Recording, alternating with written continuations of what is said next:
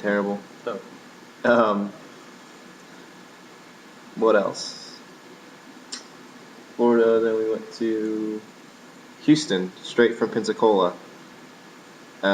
Houston was cool. Made it there in remarkable time, too. Yeah, like 6 hours or something like that. Something ridiculous because we're going at 90,000 miles an hour. And we picked up a dude from the airport from Craigslist. Wait, no, that was from here. That was from Houston to Austin. Yeah. While we were in Houston, we didn't do anything because we drove fast the whole time and stopped once just for gas. But while we were there, we hung out with some people that Marty knows from stuff. I don't know, you know them. Yeah. You can talk about. Well, I met Melissa Goins a while back when she was on what's called a cross train. In my office in Fort Wayne, the Citizens Action Coalition. They used to be part of this really cool network that they recently abandoned of other nonprofits to kind of learn from each other and not exchange money but exchange human resources. So like human trafficking. So Melissa Goins, drug trafficking? No, never. She was there for 3 months, or 3 weeks, and I hung out with her, and I've seen her at conferences and stuff, and I texted her, and she's like, oh, do you guys need a place to stay? And I'm like, actually, we do, because we were just going to drive the last minute. This is when we were on the road. The road. Yeah, on the road. Already to Houston. By Jack Caraway. She set up us staying with her canvas director, like across Train would, and her canvas director and program director, Zach and Virginia, actually, I've met them before at some conferences, and I remember when Zach was random fact guy at FM conference. That was pretty cool, and they put us up for a few nights. They were really, really cool. They cooked for us. Yeah, they let us eat their food and drink their beer, and we had like the closest thing to real beds. We had to sleep I slept on a pull-out futon. It was nice. I got a room to myself. Yeah. I did. With like a feather top mattress thing on it. It was really, really, really. I was sleeping on a pull-out couch. It was still tight. It was super hot when we woke up though. Especially in my room because I had a bunch of windows and stuff, and it's like all in the back. But whatever, it was still really cool. And if you guys are watching this, thanks.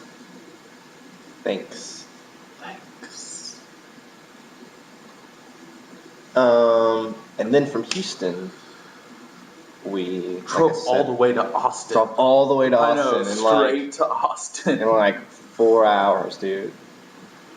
Yeah, it should take people 4 though, because we drive fast. You drive fast. I don't drive at all, but you drive fast. You don't. But then like I said earlier, we got a dude from Craigslist, picked him up from George W. Bush, or George H.W. Bush, or just George Bush. The one in Houston. The one in Houston, the airport, one of them. North Houston, we had to go like an hour out of our way to pick this guy up, but it was cool because he paid for all of our gas. Yeah, he was a pretty cool dude. So we drove him from here to Austin, or from Houston to Austin. Costa Rica. Organic farm. He had been working there. Yeah, for like 3 months or something. He was pretty cool. Then we got to Austin at like 5 in the morning, which was weird, but went to Erica's and just crashed the fuck out. I didn't, dude. I couldn't sleep that night. I just went right to sleep. Per usual. But since we've been in Austin, we've seen some fucking cool shit. Some weird shit too.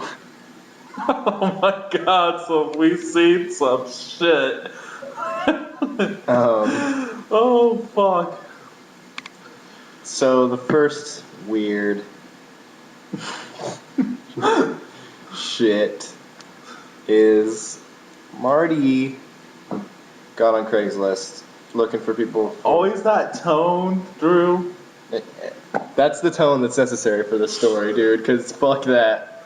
Because, okay, Marty got on Craigslist. Like, Marty, fuck him. Like, well, yeah. In this situation, for me getting on Craigslist and finding people to ride with is like this trip. Well, only because of the people you've met on the internet on this trip have been sketchy. Not all of them. Well, a couple. Most of the people we have met on this trip have been from That's the true, internet. but this dude is the fucking exception to the rule, which makes the rule.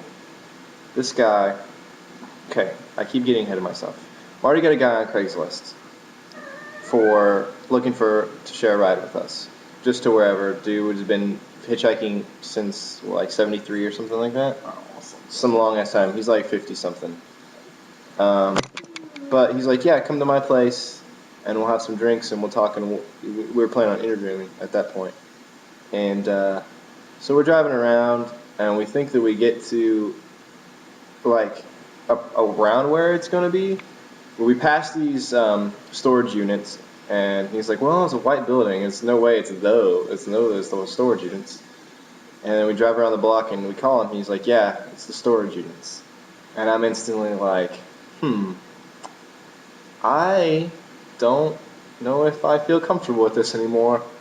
But we still go because we have to say yes to everything, pretty much. Just because you're not comfortable doesn't mean you're not safe. That's true. But yeah, we're still marking that on the map. We're still marked it like if we die, like here's where we are. This is the last place we were. Call the fucking cops. But no, we go in and he's like, yeah, we'll have drinks, blah blah blah. But we bring cups because he says after we talk about this, he's like, oh yeah, we'll make smoothies, homemade smoothies, in a storage unit. Well, I don't have any cups. He didn't tell us it was in a storage unit. Yeah, he tells us it was in a storage unit. He just said he didn't have cups, so we need to bring cups. Because he didn't have any cups. Okay, so we're at a storage unit, getting fucking homemade smoothies made by this dude that lives in a storage unit. Meet the guy. He's weird, and he's like pushing 400 plus, and he's at least that's like a very liberal. And he lives in this like 5 by 15 like he was storage like unit. 3.5 Martys. Yeah, if I had to guesstimate. But we got into this place barely. I put one foot in there, and I let Marty sit down just because if I have to run, I'll be the closest one to the door. So he makes us smoothies, banana, pineapple. Not pineapple for Marty because he's allergic. But he first makes us taste this new orange juice that he got, and it's like fresh, like brand new fresh, and we're like, great. We could taste how fresh it was. It was good. It was really awesome orange juice, but he's like, ooh, taste the orange juice. And I'm just like, okay, I hope I'm not getting roofied or poisoned right now.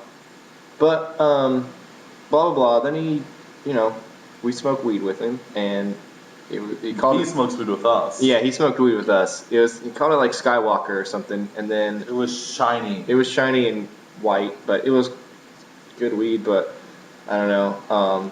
Then he asked. It's like 8:30 or 9 by this point. And he asked us if we would drive him to the post office to mail in his census form because he has a residence apparently that is this storage unit. So I don't know how he's counted on the census, but he was so fucking worried about it that he paid us. Did he even pay you? Yeah, $5. He paid us $5 to drive him to the fucking post office to mail in a census form. And at that point, we were like broke. So yeah, we're like, fuck it. I mean, it's $5. That's hopefully a couple beers or something. So there's that.